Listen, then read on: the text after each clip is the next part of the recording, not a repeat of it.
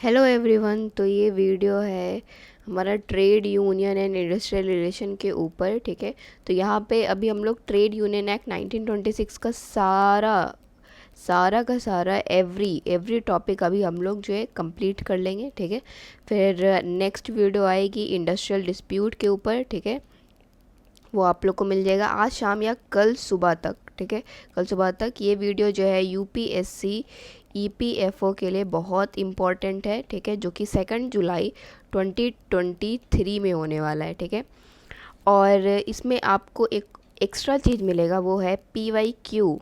मैंने जो नोट्स बनाया है वो पीवाईक्यू के हिसाब से प्रॉपरली बनाया है, और साथ ही साथ जो एक्स्ट्रा है पीवाईक्यू के अलावा वो भी मैंने इसमें डाला है, तो आप सब देख सकते हो। तो चलो स्टार्ट करते हैं। सबसे पहले पहले तो सारा laws relating to industrial relation पढ़ेंगे। तो आज सिर्फ ट्रेड यूनियन एक्ट के ऊपर होगा, 1926 के ऊपर। ठीक है, तो इंडस्ट्रियल रिलेशन में कौन कौन होते हैं ये तो आप लोगों को पता है। एम्प्लॉय है, एक इंडस्ट्री में कौन कौन इन्वॉल्व होंगे। एम्प्लॉय, ठीक है, एम्प्लॉय कौन हुआ, जो काम करता है। ठीक है, काम करने वाला। एम्प्लॉयर कौन है, जो लेबर्स वगैरह को रखता है काम पे। ठीक है, वो हो गया एम्प्लॉयर, मतलब मालिक। ठीक है, ट्रेड यूनियन तो हो गई, इसी के बारे में हम लोग पढ़ेंगे क्या है ये। गवर्नमेंट बिल्कुल इन्वॉल्व है, क्योंकि वो चाहती है कि वेलफेयर हो सबका। हमारे डीपीएसपी में भी लिखा हुआ है, आपको याद करो और आप बताओ। ठीक है, डीपीएसपी सॉरी। ठीक है, और जुडिशरी भी इन्वॉल्व होता है उसमें। ठीक है, एवरीवन इज़ कनेक्टेड, पता ही है आपको। फिर देखते हैं कि स्कोप ऑफ इंडस्ट्रियल रिलेशन कहाँ तक है। ठीक है, हम लोग किसका किसका पढ़ेंगे रिलेशन। एम्प्लॉयर का एम्प्लॉय के साथ, ग्रुप का रिलेशन होता है, लेबर सारे लेबर का अपना रिलेशन होता है, और पब्लिक का भी कुछ रिलेशन होता है। ठीक है, अब आगे देखते हैं। हमारा जो इंडस्ट्रियल रिलेशन कोड बिल आया था 2020 में ये बिल है, बिल एक्ट नहीं बना है। ठीक है, तो ये बिल ही रह गया था। तो ये क्या क्या कह रहा था, ये कह रहा था कि जो है हम लोग अमालगमेट कर लें और सिंप्लीफाई कर दें सारे रिलेवेंट एक्ट्स को। बेसिकली ये कहना चाह रहा था कि जितने भी जो है ट्रेड रिलेशन से इंडस्ट्रियल रिलेशन से रिलेटेड जो भी लॉ है सबको अमालगमेट कर लें, सारे को एक में डाल लें, सारे को। तो कौन कौन से एक्ट को देखो, यहाँ हिंदी में मैंने लिखा है, आप लोगों को पता है हिंदी में अगर कुछ ही समझोगे, याद रखोगे, नोट्स बनाओगे, लंबा याद रहेगा। ठीक है, तो बेसिकली 3 लॉ को मर्ज करने के लिए ये कहा था और बोला था कि एक नया लॉ लाया जाए। ठीक है, ऊपर वाला बिल कौन सा बिल है हमारा, इंडस्ट्रियल रिलेशन कोड बिल 2020। ठीक है, किसको किसको किया था, trade union act 1926, industrial employment standing orders act 1926, industrial dispute act 1947। ये तीनों को मर्ज करके एक बनाने के बारे में बोला गया था। ठीक है, इससे पीवाईक्यू पूछ चुका है, आप ये क्वेश्चन देख सकते हो और बताओ पाउज करके कि इसका आंसर क्या होगा। क्वेश्चन है कि which one of the following laws has been merge to introduce new industrial code. बताओ, trade union act, industrial employment standing order act 1926, industrial dispute act 1947, या फिर ऑल। ठीक है, तो आप लोगों को आंसर पता होगा, इसका आंसर होगा ऑल। तीनों को मर्ज करने के लिए कहा गया था। अब हम लोग पढ़ते हैं एम्प्लॉयर और एम्प्लॉय का रिलेशन क्या है। कहना चाह रहा है बेसिकली आप कॉमन सेंस से जान लो। आप लोग को पता ही होगा कि अच्छा रिलेशन होना चाहिए। ठीक है, इनकरेज करना चाहिए एम्प्लॉयर को, एम्प्लॉई को, ताकि वो और अच्छा परफॉर्मेंस करे। अगर परफॉर्मेंस और अच्छा होगा तो क्या होगा, परफॉर्मेंस और अच्छा होगा तो इंडस्ट्री और बढ़ेगा। ठीक है, हारमनी रहेगा। ठीक है, हारमनी रहेगा और सब कुछ अच्छा रहेगा, और इंडस्ट्री और ऊपर आगे बढ़ेगा। ठीक है, तो इंसेंटिव दो, इंसेंटिव दो। ठीक है, प्रमोशन दो, ये सब कह कहा है। अब ट्रेड यूनियन के ऊपर, मेन टॉपिक के ऊपर आते हैं। ट्रेड यूनियन होता क्या है। ठीक है, ट्रेड यूनियन एक ग्रुप है। ठीक है, जिसमें एम्प्लॉय जो है सेम ट्रेड फर्म कंपनी के रहते हैं, ताकि अपने राइट्स को सेफ गार्ड करें। ठीक है, सिंपल। अब फीचर्स जान लेते हैं। ये यहाँ से आपका जो इंपॉर्टेंट वीडियो स्टार्ट हो जाता है, यहाँ से देखना, और बहुत सारा पीवाईक्यू मैं कनेक्ट करके आप लोगों को बता दूंगी। ठीक है, फीचर्स क्या क्या है। सबसे पहला है कि ट्रेड यूनियन एक्ट जो है ना, आपके यूनियन को, ट्रेड यूनियन को एक लीगल कॉर्पोरेट स्टेटस देता है। ठीक है, आप नहीं बनाए हो, इस एक्ट के अंदर रजिस्टर्ड नहीं हुए हो, तो आपका कोई लीगल कॉर्पोरेट स्टेटस नहीं है। पर अगर आप इसमें रजिस्टर कर लेते हो तो आपका लीगल कॉर्पोरेट स्टेटस हो जाता है। ठीक है, अब नेक्स्ट क्या करा है, एप्लीकेबल है association, applicable to association to employers also. Employers भी बना सकते हैं, एम्प्लॉयर्स के लिए भी एप्लीकेबल है। ठीक है, एम्प्लॉयर्स के लिए भी एप्लीकेबल है, जान लो। फिर नेक्स्ट है कि ये प्रोवाइड करता है कि क्रिएट करे अ सेपरेट फंड, मतलब कि आपका जो ट्रेड यूनियन बना है उसका एक सेपरेट फंड होगा, ठीक है, उसमें कुछ पैसे जमे होंगे जो आपको किस लिए यूज़ होगा, आपके वेलफेयर के लिए यूज़ होगा, ठीक है, आपके वेलफेयर के लिए यूज़ होगा, ठीक है, जिसका भी ट्रेड यूनियन बना है, ठीक है। अब बोल रहा है कि ट्रेड यूनियन जो बनाते हैं उनको थोड़ा राइट्स मिलता है और उनका जो कुछ लाइबिलिटीज़ है उसको क्लियर करते हैं, ठीक है, कुछ राइट्स भी मिलता है, कुछ लाइबिलिटीज़ को कम करते हैं। हो गया। ये ई वाला पॉइंट काफ़ी इंपॉर्टेंट है, इसको बिल्कुल याद कर लेना, ठीक है। देखो, रजिस्ट्रेशन जो ट्रेड यूनियन का है वो मैंडेटरी नहीं है, ऐसा नहीं है कि आप जब भी ट्रेड यूनियन बनाओ तो उसका रजिस्ट्रेशन एकदम मैंडेटरी है, कराना ही होगा नहीं तो नहीं होगा, ऐसा कुछ नहीं है। लेकिन अगर आप रजिस्ट्रेशन कराते हो तो आपको बहुत सारा बेनिफिट मिलेगा, जैसे कि क्या, आप एक लीगल एंटिटी हो जाओगे, ठीक है, और जो ऑफिस बेरर है उन ट्रेड यूनियन का ऑफिस जो हेड ऑफिस है, ठीक है, उसको क्या मिलेगा, एक प्रोटेक्शन मिलेगा, ठीक है, प्रोटेक्शन मिलेगा।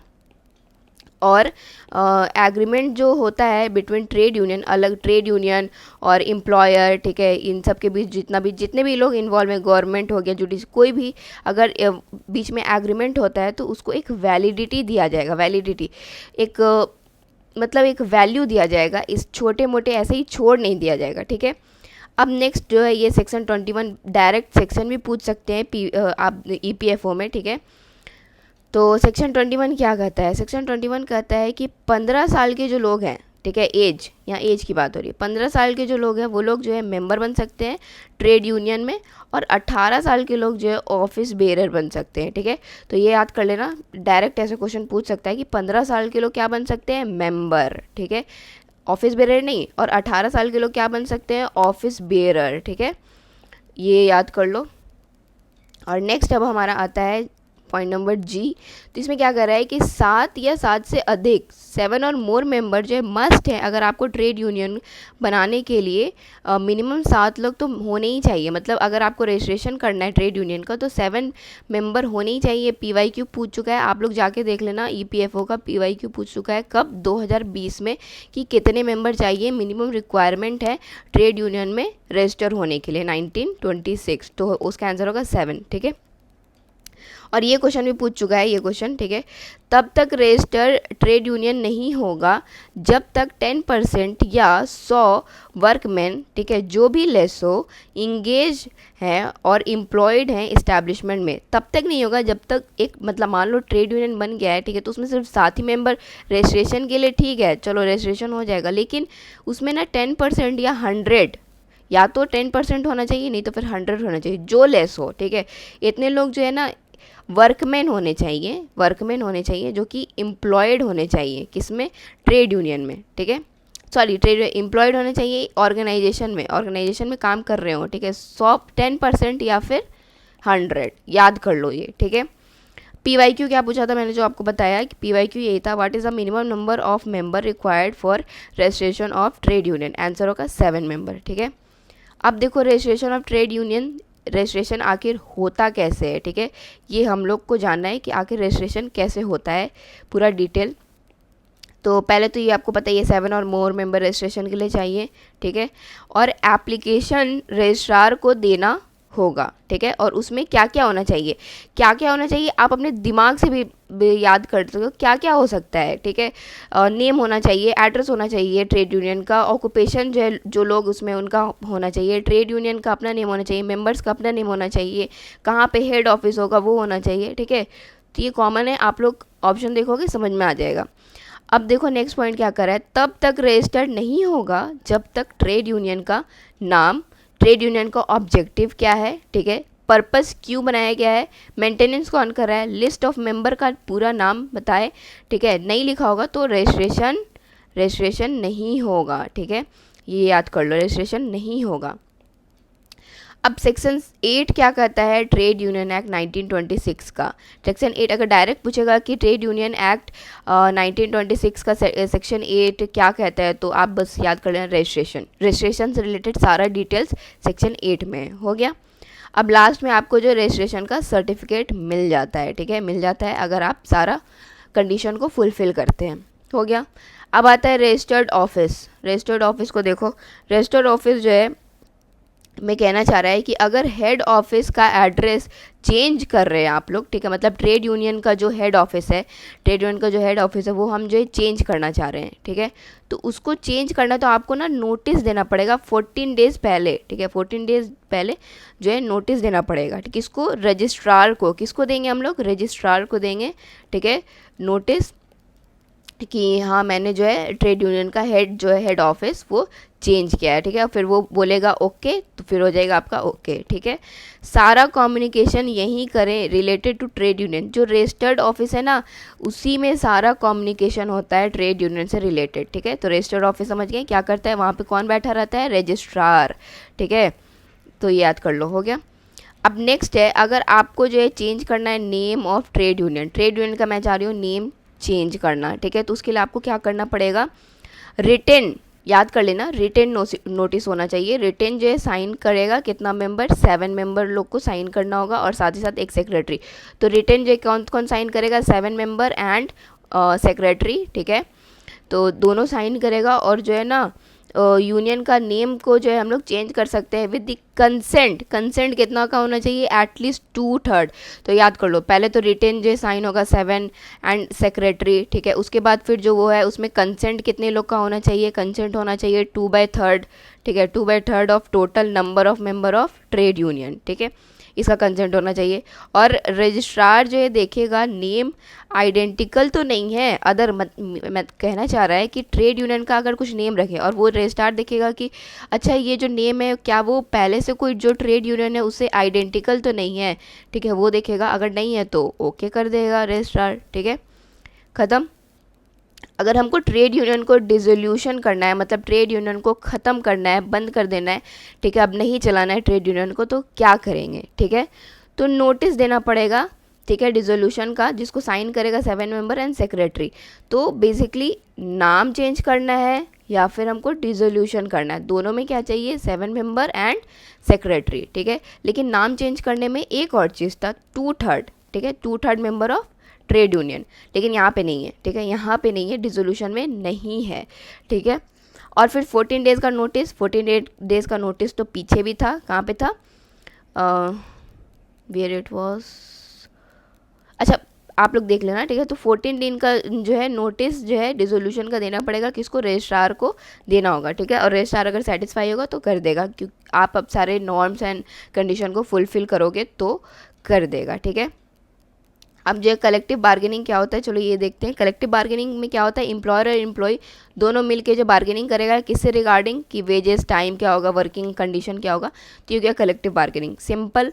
इम्पासेस क्या होता है, इम्पासेस बेसिकली होता है कि जब पार्टी सेटलमेंट पे नहीं आ पाए, पार्टी सेटलमेंट पे आ ही नहीं पाया, ठीक है, तो इम्पासेस हो जाता है। अगर नहीं आ पाता है तो बीच में थर्ड पार्टी को बुलाया जाता है। थर्ड पार्टी कौन होता है, या तो मीडिएटर होगा, नहीं तो आर्बिट्रेटर होगा, ठीक है।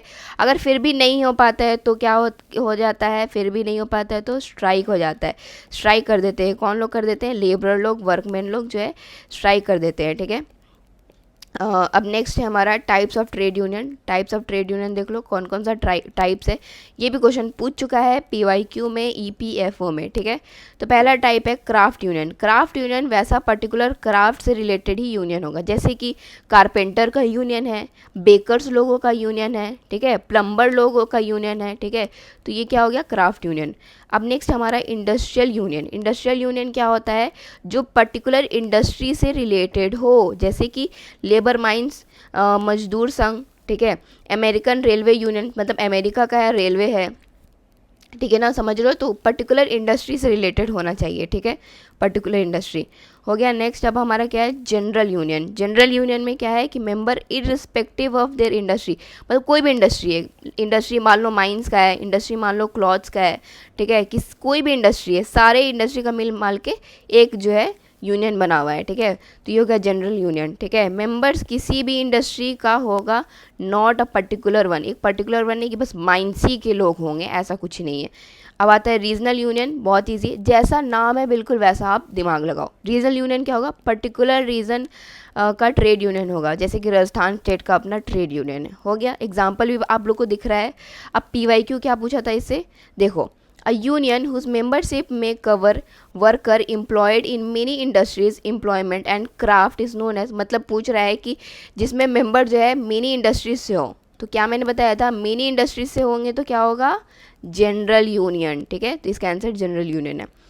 अब हम लोग पढ़ते हैं रॉबर्ट हुक्सी ने ट्रेड यूनियन का कितना क्लासिफिकेशन दिया था। ट्रेड यूनियन का क्लासिफिकेशन रॉबर्ट हुक्सी ने क्या दिया था, ठीक है, तो इन्होंने 5 क्लासिफिकेशन दिया है। पहला है बिजनेस यूनियनिज्म, फिर नेक्स्ट है फ्रेंडली और अपलिफ्ट यूनियनिज्म, फिर है रेवोल्यूशनरी यूनियनिज्म, फिर है प्रीडेटरी यूनियनिज्म और फिर है डिपेंडेंट यूनियनिज्म, ठीक है।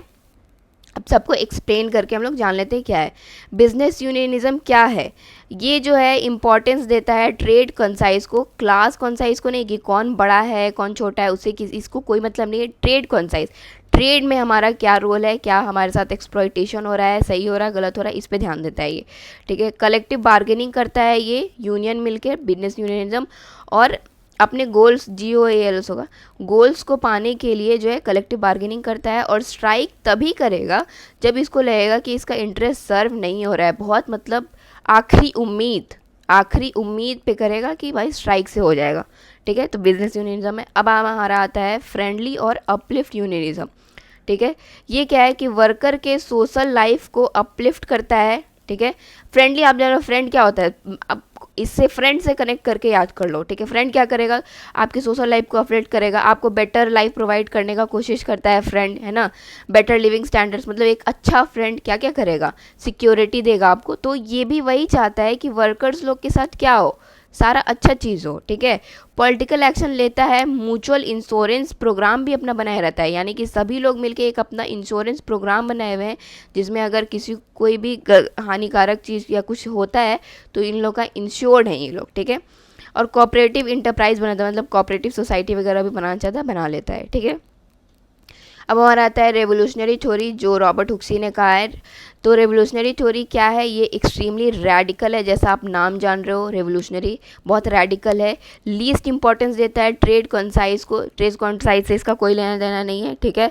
ये चाहता है कि सारे वर्कमैन को यूनाइट करें, मतलब सारे वर्कमैन, जितने वर्कमैन हैं पूरे वर्ल्ड में, इंडिया में जितने, सबको यूनाइट कर लो, ठीक है। और ऑर्गेनाइजेशन से फाइट करो, कि बस ये चाहते कि फ़ाइट करें कि हमारे लेबर लोग के साथ आप लोग गलत कर रहे हो, हम फाइट करेंगे, ठीक है। इस तरीके के इन लोगों का थिंकिंग, वायलेंस बहुत करते हैं, स्ट्राइक बहुत करते हैं, पॉलिटिकल एक्शन बहुत लेते हैं, ठीक है। अब आता है प्रीडेटरी यूनियनिज्म, ठीक है। इसमें क्या है कि पैसा और वेजेस देकर हंगामा करवाना, ये बेसिकली ये है, मतलब ब्राइब दे दिए, ठीक है, और फिर हम क्या कर रहे हैं, हंगामा करवा रहे हैं, ठीक है। ये यही है, किसी आइडियोलॉजी पे बिलीव नहीं करता है, याद रखना, ठीक है। बहुत रूटलेस होता है, अपनी बात मनवाने के लिए सारे एथिक्स को भूल जाता है ये प्रीडेटरी यूनिज्म, मतलब आग लगा देगा, तोड़ फोड़ हंगामा बहुत करता है, ठीक है। और फिर करप्ट होता है काफ़ी, और ये ब्लाइंडली जो है लीडर्स को फॉलो करता है, इसके कोई एक लीडर होंगे, ठीक है, और उसको ब्लाइंडली जो है फॉलो करता है, जब तक लीडर जो है उसको वेजेस पे करते रहें, ठीक है, वेजेस पे करते रहें। तो ये हो गया प्रीडेटरी हो गया। अब नेक्स्ट है हमारा डिपेंडेंट यूनियनिज्म। डिपेंडेंट यूनियनिज्म जो है पैरासिटिक नेचर का होता है। पैरासाइट क्या होता है, एक दूसरे पे डिपेंडेंट होता है ना, पैरासाइट, तो पैरासिटिक इन नेचर होता है ये। इसमें क्या होता है कि एम्प्लॉयर जो है सपोर्ट करेगा तभी ये चलेगा, नहीं तो नहीं चलेगा। एम्प्लॉयर यानी कि क्या, कौन होता है एम्प्लॉयर, आपको मैंने बताया ना, एम्प्लॉयर जो जॉब देता है, ठीक है, मालिक जब तक जो है सपोर्ट करेगा तब तक ये चलेगा, हो गया। अब देखो सारे ट्रेड यूनियन का ना क्रोनोलॉजी है, ठीक है, जो कि PYQ में बहुत पूछता है कि मतलब ये ट्रेड यूनियन कौन से ईयर में आया, ये ट्रेड यूनियन कौन से ईयर में आया, तो वो याद करना बहुत इंपॉर्टेंट। तो ये इसमें मैंने इंक्लूड नहीं किया है, मैं उसका ना शॉर्ट वीडियो बना दूँगी, ठीक है, जो रील्स टाइप का होता है ना वैसा शॉर्ट वीडियो बना दूँगी और फिर उसमें बता दूँगी, ठीक है। नेक्स्ट है हमारा लास्ट, मैं बता दूँ कि ये PYQ पूछा हुआ है, देख लो। इसमें क्या पूछा है, Which one of the following is an exception from 5 functional type of unionism identified by Robert Huxley? अब बताओ, मैंने आपको बता दिया है, सारा पढ़ाया है, रॉबर्ट हुक्सी ने कौन कौन सा यूनियनिज्म बताया था। अब बताओ इनमें से कौन नहीं है, ठीक है। तो देखो business unionism, predatory, revolutionary and evolutionary. क्या मैंने एवोल्यूशनरी यूनियनिज्म के बारे में कुछ बताया है, पढ़ाया है? नहीं। तो यही होगा ये आंसर कि ये नहीं है, इसका आंसर क्या है, ये एवोल्यूशनरी यूनियनिज्म रॉबर्ट हुक्सी ने नहीं दिया है, ठीक है, दिया ही नहीं है।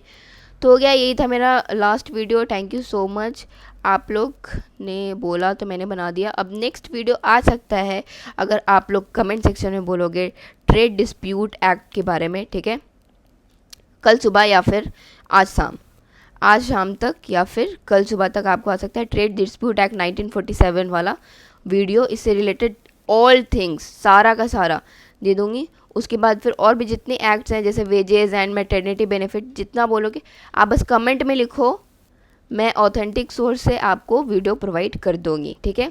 Thank you so much. और ये वीडियो आपको जो है EPFO जो एग्ज़ाम होने वाला है 2 जुलाई, ठीक है, उसमें काम आएगा, ठीक है।